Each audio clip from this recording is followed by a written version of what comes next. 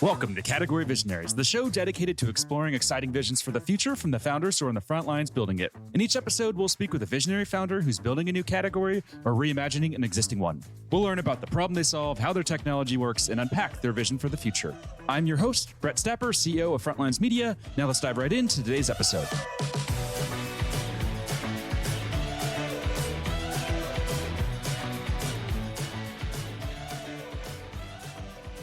Hey, founders, and thanks for listening. Today, I'm speaking with Kyle Hanslovan, CEO and co-founder of Huntress, a managed security platform that's raised $160 million in funding. Kyle, thanks for chatting with me today. Yo, Brett, thanks for having me, bro. Not a problem, man. So to kick things off, can we just start with a quick summary of who you are and a bit more about your background? Yeah, so I always try to go with kind of the spiciest fun stuff. So before Huntress, for about 10 plus years, I did offensive cyber operations. So literally creating the implants, the exploits to get into networks, steal intelligence, and, deliver valuable outcomes. Intelligence world, you can imagine valuable outcomes sometimes mean like sexy intel. Sometimes it means bombs on bad guys. So it's a, kind of a wild world to start and kind of pivot into startups from there. Was it hard making that shift? Not hard leaving the government, that's for sure. Really hard getting used to like this world where not everything was kind of like life, limb, and you could chill a little bit. So that was a positive pivot. You seem so happy and you're so high energy. Were you always this high energy? Were you like that when you're working in the government?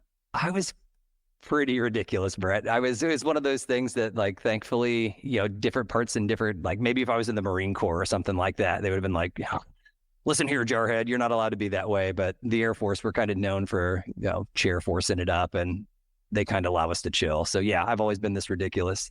So I've talked to a lot of founders who come from the intelligence community, and one thing they shared with me was that they can't talk about it. I had one founder on that, I looked at their LinkedIn and they looked to be about 40 and they had no job history at all. And I was preparing for the interview and I almost didn't want to take it because it almost felt like a scam. And then we did the call and he explained to me like, I have this whole career. I can't talk about anything that I've done, but that's just the way things are. Have you had that at all? Like, were there things that you did and things that you were part of that you can't even reference and talk about? I will flat out say, yeah, of course, that there was clandestine work or stuff that was classified, but I actually think most of it is folks drumming up hype. Yeah, sometimes I have to go back to the agency, to NSA and say, hey, can I get pre-publication approval? But let's be real, like none of us are that sexy. It's not that clandestine. And I think some people just get used to you work in this world where you take operational security so serious and it kind of adds some allure and you run with it. I like to kind of break down that myth and just be myself. I mean, it definitely sounds badass, right? Someone's asking you about your previous work and you say, I can't talk about that. Or let me clear with the NSA and get back to you. Sounds pretty badass. Yeah, I would totally use that with like VC, right? Oh, hey, my deployments to Afghanistan, I'd tell you, but I'd have to kill you. But the reality is I was like somewhere in air conditioning behind a computer. So it just sounds sexier that way. What's the biggest like misconception? Is it what you just described there? Or what do you think is like the biggest misconception about working in intelligence?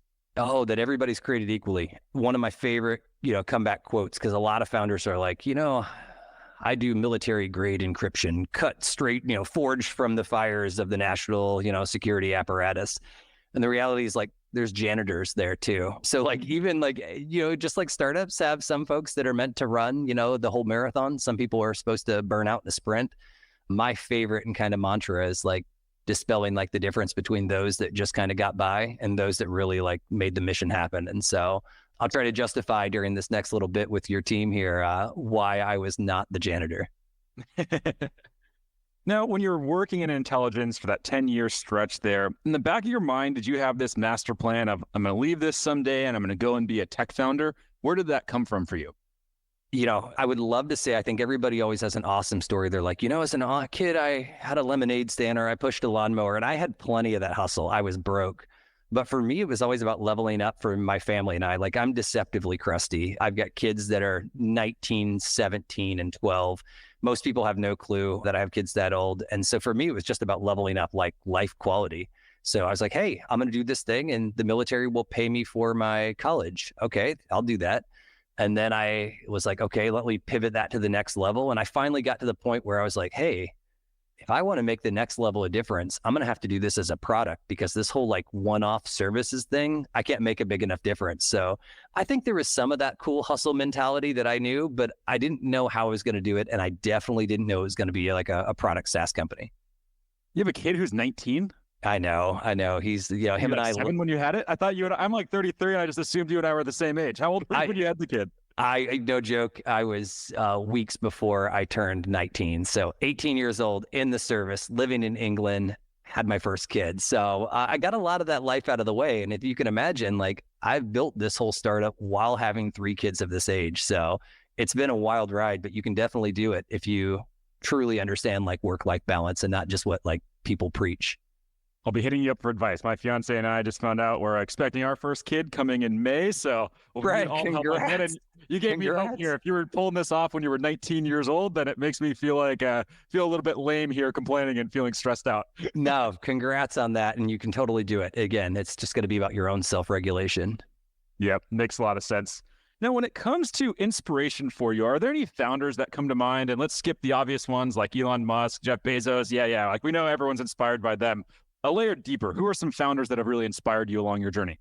I would say not so much on founders, but definitely business models. Like the team at Shopify and trying to say like, look, instead of going for the biggest businesses in the world, how do I empower kind of the businesses that power most of the global economy, the SMBs?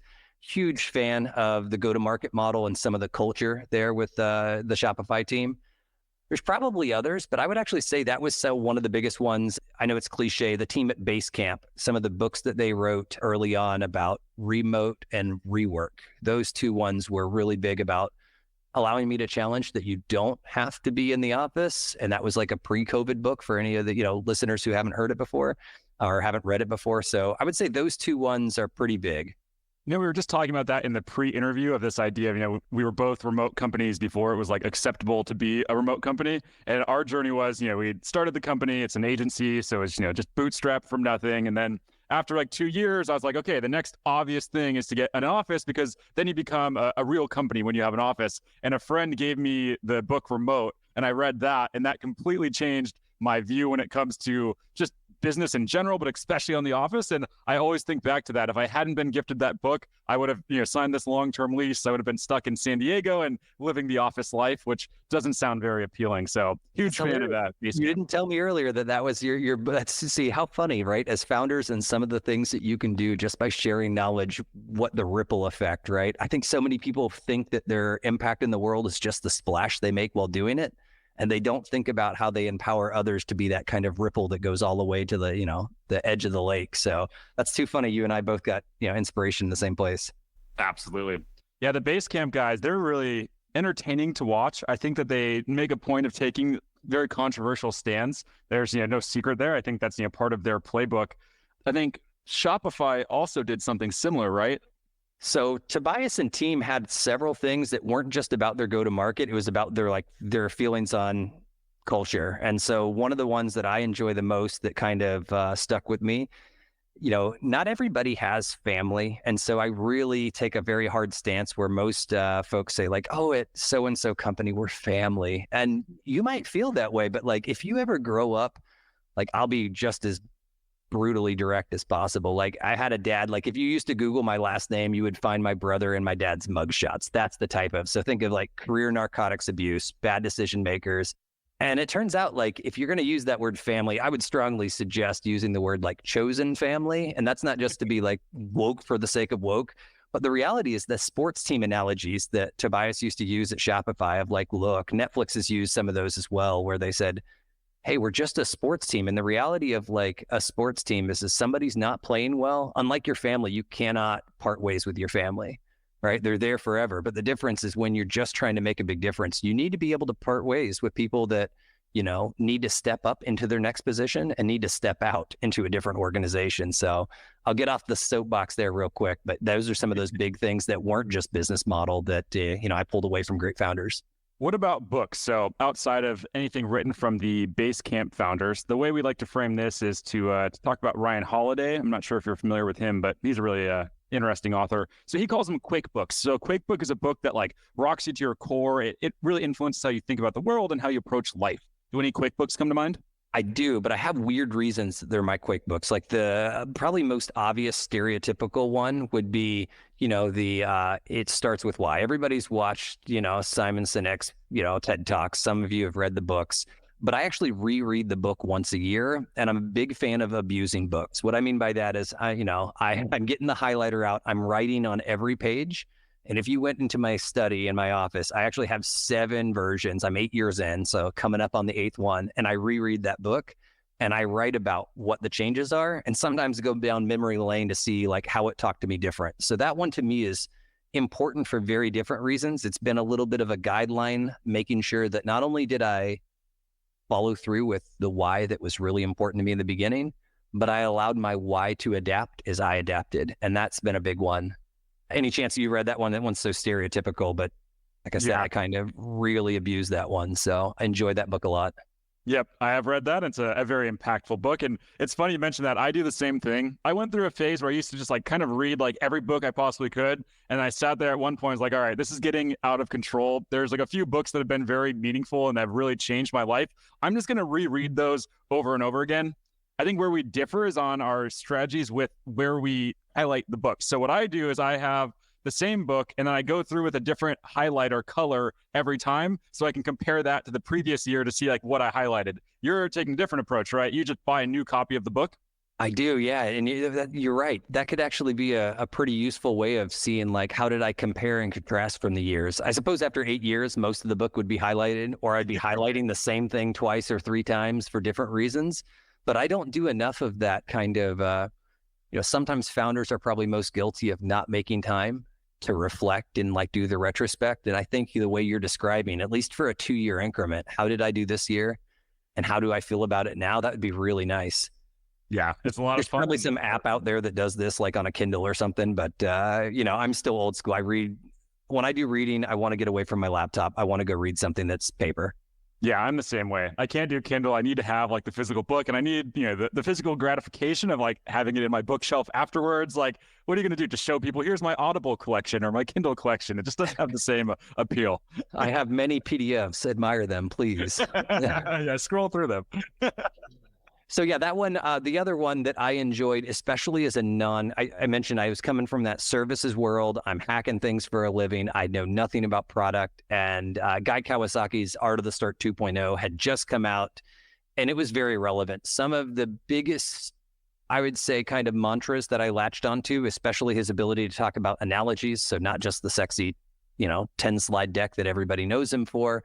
There's some amazing things about like a founder dancing in a field by themselves that I really kind of latched onto those. I'll save that to the reader, to figure out what I'm talking about there. But those 2 are the ones that, again, Quake books, I've read a lot of them, or I've read a lot of books. Those are the 2 that kind of shook me to the core, and I keep rereading.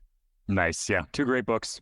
All right, let's switch gears. Let's dive deeper into the company. So how we like to frame this is let's talk about the problem. So what problem is Huntress solving? Ooh, do you want to know it from the immature 2015 brand new entrepreneur, or do you want to hear like the sexier 8 years later? Let's start with 2015. Oh gosh, I was so daft, but I was like, look, I just want to wreck hackers that are out ruining businesses, and I'm a hacker myself, so I think I can do a better job at finding. It was so bad. It was not even a good elevator pitch. I did not know who the go-to-market was. And I just want to share that with the audience of like, you can be very, very successful and for different reasons attract folks, and it's okay to not be crisp. I'll say it took me like 4 years to eventually get to what stuck at Huntress. What is it today? Give us the new refined pretty pitch.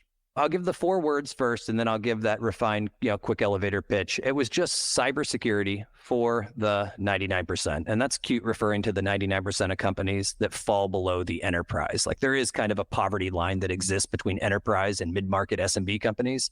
And we're for those folks that are the 99% that are usually ignored. I wouldn't give the pitch that way, though. The reality is it doesn't talk about value. It's kind of not sexy enough. You kind of got to know what both cybersecurity and the 99% is. So it's not great, but again, 4 years to get down to 4 distilled words. It takes a long time. The revised version of that probably sounds something much softer, like there's a lot of great IT talent out there, and there's not a whole lot of amazing cybersecurity talent. There is a gap.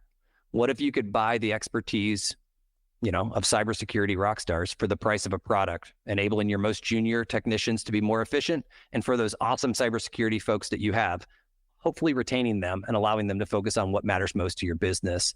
That pitch, what's nice about it is it focuses on a core problem. It's going to get that person to the point they say, oh, so you're a product, and you're really, the whole point of an elevator pitch is just to get them to ask, what do you mean? Do you want more? Can I take a meeting? So that would be the rendition. Did SMBs care about cybersecurity back when you started the company? I feel like there's been a shift now where SMBs no longer think, okay, this is like a big company problem. No one's going to target this little, manufacturing plant in Alabama. But I feel like that's shifted. Is that accurate?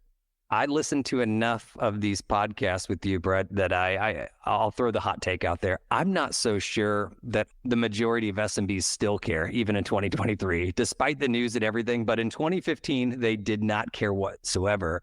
And so what I knew there was a gap. I knew that hackers were wrecking them, but there was a huge educational gap. And so as embarrassing as it sounds, my first 5 or 6 calls were to these small businesses that were like, Kyle, I really like your story. And it's cool that you were a hacker and all, but we don't have any IT. We outsource it. And I know everybody says fail fast, fail often. I would actually challenge it. It's better not to fail, but this is not one of those cases where I followed that advice. I called 5 more SMBs and they were like, we outsource our IT. And probably the 5th or 6th call, I finally called these people who actually do care about cybersecurity, who do have the budget. And that's how I reached the SMBs. I go to market through the IT outsourcers, who often call themselves a managed service provider. Interesting. So that's your channel partner then, essentially? Yeah. We've got about 4,000 of those, and they bring us to about 110,000 of those SMBs. It's not all of them, because as the S's become M's, mid-market companies, they start having their own qualified IT team, qualified security team. And so there's a little bit of both that plays in the mix. But it turned out cracking that nut and finding out who actually cares enough to pay $1 for what you're doing, that by far, especially as a technical founder, you can obsess over your technology. But if you cannot figure out how to get somebody to part $1 from their wallet, pack it up, you're going to go out of business anyways. What was it like getting those early MSPs on board with you then?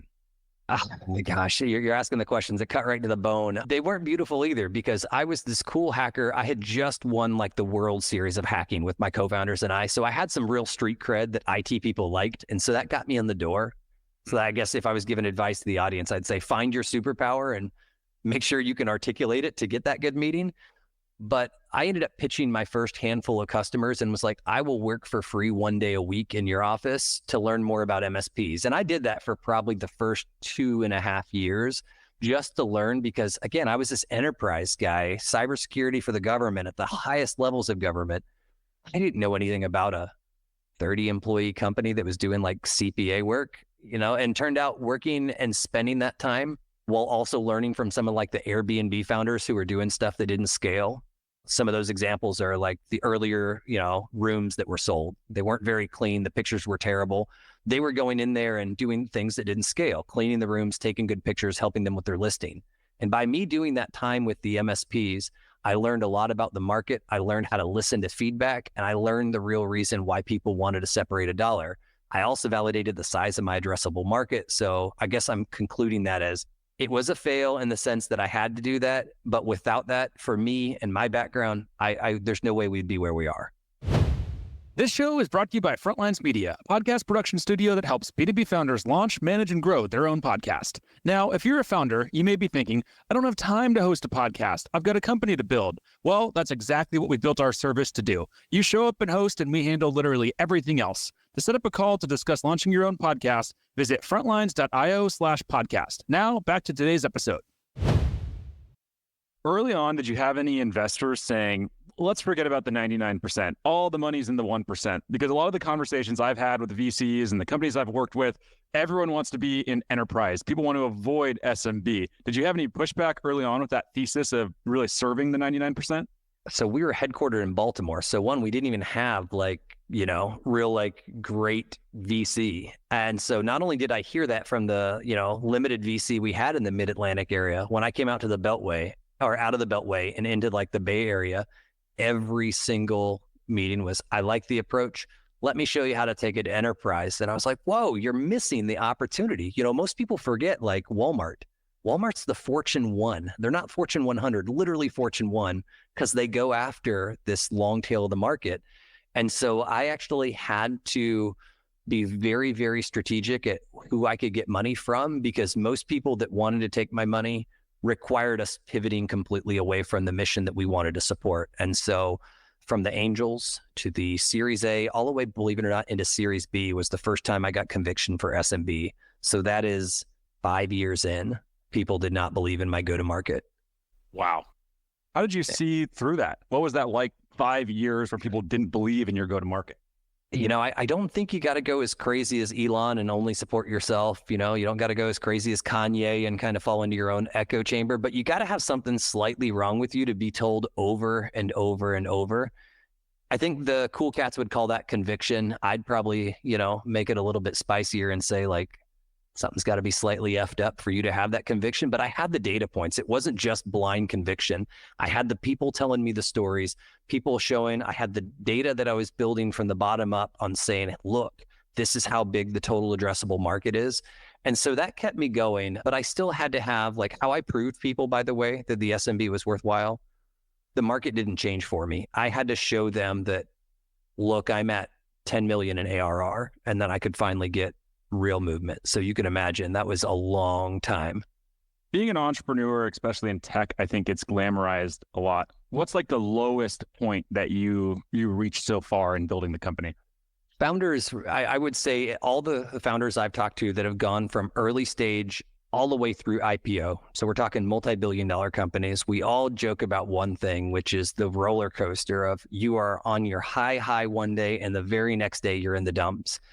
I would say there was one time where my co-founders and I just literally looked at each other and we're like, hey, I think we should sell this company for $30 million. Like that was our magic number. And we were out, we were done. And even a couple times as co-founders, we've kind of had to like support system each other where one co-founder is like, I'm burnt, I can't do this anymore. And you kind of gotta like, I know some people do like single founding companies. I personally couldn't do it and wouldn't recommend it to anybody. 2, maybe 3, that's the sweet spot. And so when you ask about low spots, wanting to sell your startup that you're passionate about or just feeling burnt yourself, that's how low it's gotten. And I would say that probably happened, the burnout side, probably 3 times in 8 years. So it's real. What do you do when you're starting to feel burnout? Don't work. Turns out just a simple like vacation or rotate back onto your family. My kids play soccer, so getting involved in that type of thing, finding something, or really what really got me out of it is my family could never quite understand, you know, the stress and the loneliness you go through as the CEO. But if you can find other CEO founders, especially ones that are a little bit later stage than you, it normalizes and kind of re-energizes, or at minimum, puts it into perspective. So for me, I would obviously say take care of your life, but if you don't have good founders that are kind of 2 to 3 years ahead of you, I personally wouldn't have been able to make it. Have you ever wished that you moved to Silicon Valley and had that, you know, founder network here? Because there are just a lot of founders, there's a lot of VCs, there's, you know, a whole ecosystem here, and you're not in Silicon Valley. Have you ever considered it? My first 5 years, that was literally Chris, John, and I, my 2 co-founders and I said, one of us has probably got to move out there. One of us has got to do it. And it turned out now that I'm, you know, we're 8 years in, I've been able to get around it by just making 4 visits a year. And it is a non-optional, meaning I go out there for like SaaStr. I go out for other places that I know there's going to be quality founders. I also go out to hang out with just the venture capitalists. Like nobody wants to put money in you when they're just getting to know you. A good example of this is like the Series C I raised, $60 million. I didn't even build a Series C deck because I had such solid relationships and been sharing data for so long, because I had been going out there once a quarter for like 3 or 4 years. So I would say now that I've learned it, I know you don't have to go and move to Silicon Valley, especially now that Silicon Valley's had a bit of an exodus in some places too. But I think if you're not visiting it, you're going to give yourself a disadvantage that I don't think you should take. Makes a lot of sense. When it comes to your market category, how do you think about your market category? I introduced you as a managed security platform. I think I stole that from somewhere on the website, but what's the market category? So a lot of people love to say, you know, I'm the whatever of Uber or like Uber. If I had to use that example, there's a really great enterprise company that does a good job at selling many security products called CrowdStrike. They're great founders, great technology. I would have to, if I was doing it all over, I would say, oh, I'm the CrowdStrike of the SMB. But it turns out that sometimes that people immediately, when you call out that great company, they would ask, well, why can't CrowdStrike do what you do? So if I had to overcome that objection, or I was just being cognizant of it, I would say, look, there's 3 words in what I do: managed security platform. The one that differentiates Huntress is how we deliver the cost of our humans at the price of a product. So the word that's important is managed. We build all of our own intellectual property. We do all kinds of amazing things at Huntress, but how we deliver that at great gross margins for any early founder, especially if you're talking to a VC, they want to know how you can scale. And so if you're not aware of how to keep those kind of net dollar retention, gross retention, and gross margins under control in that top, quartile or top decile, and that for us had allowed us to continue scaling. And that's a weird thing as a technical founder. So I'll stop there, but that's how I would address it. What's the competitive landscape look like today? So in 2015, it didn't exist. Today, everybody wants to be a managed security platform of the SMB. You literally have the greatest enterprise players from above coming down. You have some of these incumbent, smaller players from the bottom coming up. And then you've got unrelated companies that do just traditional IT management trying to come over. So it is becoming hyper competitive. But because of the moat we carved out in the beginning, knowing our mission, getting our name out there, we're able to withstand that pressure. And so for the first time, I would say in 8 years, where my biggest competition was just education and awareness, I'm now facing like real heavy competition from every angle I turn it. And it turns out the market's big enough. If you have truly a big TAM, some of these key players like CrowdStrike, who since their amazing 2019 IPO, they've been saying they're going to come to the SMB. I run into them in 1,000 deals in a month. I run into them 5 times. That just shows how big, if you get a truly large total addressable market, there's plenty enough for everybody to win. What are you doing to win? How are you attracting customers? How are you rising above all this noise?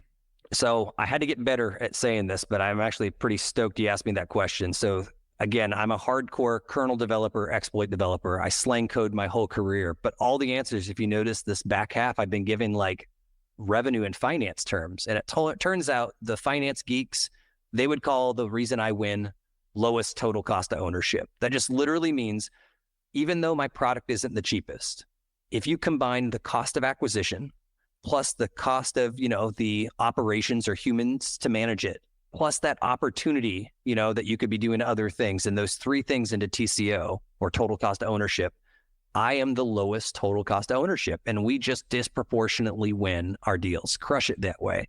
I didn't know, by the way, Brad, that was the reason we were going to win. It just became very obvious as we got further. So I hope that doesn't if you're early stage, focus on how you're getting repetitive deals. This is something though, is any of the audience who's going from Series A to Series B, especially in this world where now profitability or at least efficient growth is being, considered. If you don't have some strong awareness of this, you're going to have a harder time raising those later rounds of capital. Where did you learn about this idea of TCO? I've never even heard of that before. Gosh, it turns out I guess if you go and get a proper MBA and all those other things, this is just it's just a basic thing. Clearly, if you can tell, coming from a military service background, the ability to execute and get the job done was way more important to me. And I clearly skipped that class. But I learned that total cost of ownership by, again, meeting with other great entrepreneurs and people a little bit further ahead on the journey. So as I started looking at IPO and the amazing opportunity to ring the bell one day, I had to start talking to people like CFOs and chief revenue officers and much more mature investors who care so much about those type of unit economics.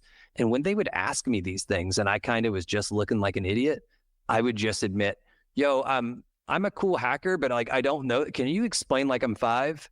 And it turns out people really appreciate that humility and will go above and beyond to make sure that you don't ever have to look that goofy again. So I just embraced the idea of just asking anytime I didn't know. And people have been able to help me get a lot further ahead as a tech founder. You mentioned ringing the bell there. Is that a big milestone that you're excited about and working towards? Well, 2 answers to this. One, the public market is rough right now. So I think we've seen with the great companies like Instacart, I think Birkenstock literally, had a recent IPO. ARM had one as well. It's not the sexiest market to go in there, but the reason that is so important to me is if you're trying to become a truly iconic company of consequence, and that's, Huntress, that's been our whole thing. That's great validation. And so for me, I don't actually care so much if I ring the bell but having the option to ring the bell because I grew so far, made such a big difference, and can become this enduring company that's going to make a difference. That to me, and that optionality has always been the most important, because it means I took good care of my clients. I took good care of my technology and stayed ahead of hackers. So the ringing the bell is symbolic for what it truly stands for, which is I'm disrupting hackers and protecting the 99%. So, it is what it is. But yeah, I'm chasing it. I'm chasing that opportunity. How has your platform had to evolve, or I guess, how is it going to have to evolve with AI and everything that's happening? From my conversations with other cybersecurity founders, they say that AI could potentially change everything. And being in the arms of these black hat hackers, it's going to be very dangerous for businesses. How are you thinking about adapting the platform to prepare for this next wave of assaults, I guess you could say? Yeah, I'll caveat that although I come from a data science background, I am not an AI expert. However, you cannot be a founder in this days and not get spun up enough on like how to implement or take advantage of these new cool technologies. What I am, though, an expert at is automation, and AI is largely a great form of that. And so what we're seeing is, one, you can do amazing, great things with the current iterations of AI to augment people and kind of democratize. You can literally take junior people and have them perform as much more elegant, sophisticated operators or technicians or security folks. You can also use those same skills and level up script kiddies that become much more sophisticated hackers. So it cuts both ways is where I'm going. For us internally, the thing that we've found is we've found very few cases where AI truly replaces, but many cases where it augments. So you can imagine on my end, as I'm considering efficiency, I'm having to kind of bat away some of the crazy questions of like, can AI just ruin all this? And I'm like, look, my Tesla I drive tries to kill me 8 times a day with its AI. It's not perfect, but what it can do is it makes my distracted self way better at driving. And that's kind of what we're seeing with both our team and other combating technologies. So you can imagine the hackers have a very tight feedback loop. They're always looking for a new way to iterate and get better. And so for us, we're kind of looking at that and saying, how are they going to leverage this tech? How can we get ahead of it? And really, how can this help us scale better? And that efficiency, I think at least, here in this time frame, 2023, 2024, this is a perfect use of AI in that case. So that's what we're doing with it. As I mentioned in the intro, you've raised nearly 160 million to date. What have you learned about fundraising throughout this journey? It's storytelling plus amazing unit economics. And for any early stage founder, the unit economics are largely discounted. You have to prove that, yes, your claims are possible. But I have always, especially coming out of an intelligence background where you get rewarded for accuracy. There is some really interesting things about Silicon Valley and valuations that, because I pitched so accurate of what I was going to be able to do, like I'll be very direct. I said I was going to hit 1.5 million in revenue one year. And then I said I was going to hit 5 and I ended up doing 5.3. And then I said I was going to do 10 and I hit 10. And then I said I would do 20 and I did 20. Nobody rewarded me for that accuracy. They actually, in their minds, were discounting because they hear so many flamboyant, amazing stories that they internally discount you can't do. So I just want founders to be aware of that, because I think in many cases, my actual valuations and dilution took a little bit of a hit because I was so adamant about what I was doing.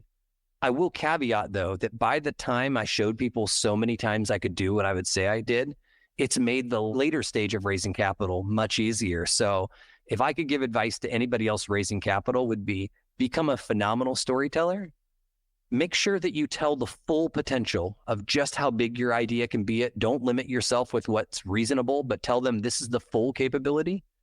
But I would also say bring that humility and caveat and say, even though this is the full potential, I think because of execution, we could look something closer to that. And what you've done is you've given them the high, you've set them to the point of where you think your valuation or what you think the opportunity is.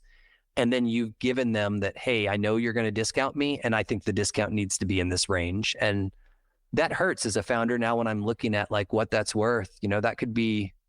That's probably worth over $100 million in different places. I've taken more dilution because my pitch wasn't as crisp as it could have been. How does that feel, saying that out loud? $100 million potentially lost. Like, does that hurt you? Does that like hurt your brain at all? Or are you just like numb to it now?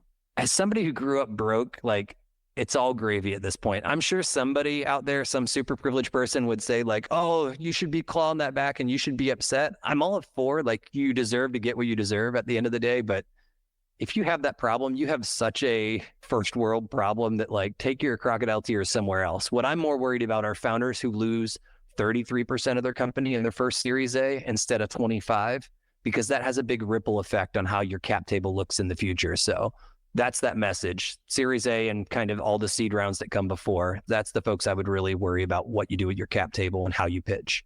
Outside of fundraising, let's imagine you were starting the company again today from scratch. Based on everything that you've learned so far, what would be your number one piece of advice to yourself? Gosh, that's such a big question. The number one thing would be, I didn't suffer from imposter syndrome a whole lot. I was always very confident, maybe even like slightly borderline cocky, and that got me through. But I thought everybody was like me. I thought everybody didn't suffer the same. And I think I've discounted a lot of some of my best teammates' ability to deal with imposter syndrome. For those not familiar, that's just the idea of, even though they're really great, they might believe that they don't have a seat at the table. And as a founder, your voice is a megaphone. They meaning even your co-founders, your board, your teammates for sure, they will listen to the smallest inkling and find reasons to find fear. And they will listen to the smallest compliment and use it for like rocket fuel as motivation. And if I would have thought about that a little bit better, I can think a couple places that putting a little like extra effort into giving those compliments and making sure people know that they're doing good and helping them get out of their headspace, that could have probably like made some like consequential difference in 8 years. So I know that's an atypical type thing, but that's something I could have controlled. There's a lot of things I couldn't have controlled. And that's the reason I would have, spent more time helping people, deal with kind of some of their imposter syndrome. Final question, since I know we're way over on time here. Let's zoom out 3 to 5 years into the future. What's the big picture vision? Yeah. So if Huntress is lucky enough and we ring that bell the way we said, my favorite question people ask is, what does an IPO mean to me? And I remind them that when it comes to protecting, the SMB, the 99% of companies, the IPO would be just the beginning. So 5 years into it, I'm probably looking at, all right, I see $1 billion in ARR coming. How do I get to 2 billion? And what I'm really saying under the hood there, that's what finance people want to hear. What SMBs want to hear is, all right, great, you're protecting 300 or 400,000 of us SMBs. How do you protect the 34 million that are in the US alone, let alone the, hundreds of millions across the globe? So I'm looking forward. Amazing. Kyle, this has been such a fun conversation. I've really enjoyed it. I know it's going to be a hit with our audience. Before we wrap up, if anyone wants to just follow along with your company building journey, where should they go? Yeah, so I'm super active on both, I think they call it X these days, and on LinkedIn. I just try to make sure that I actually communicate, and I'm pretty savage when it comes down to like giving advice of skipping the BS in the middle and just giving it, direct. So that's where you can find me. The company's, of course, on all social media platforms. Amazing. Kyle, thank you so much for taking the time. Really appreciate it. All right, brother. Thank you so much, Brett, for having me. All right. Cheers, man. This episode of Category Visionaries is brought to you by Frontlines Media, Silicon Valley's leading podcast production studio. If you're a B2B founder looking for help launching and growing your own podcast, visit frontlines.io/podcast. And for the latest episode, search for Category Visionaries on your podcast platform of choice. Thanks for listening, and we'll catch you on the next episode.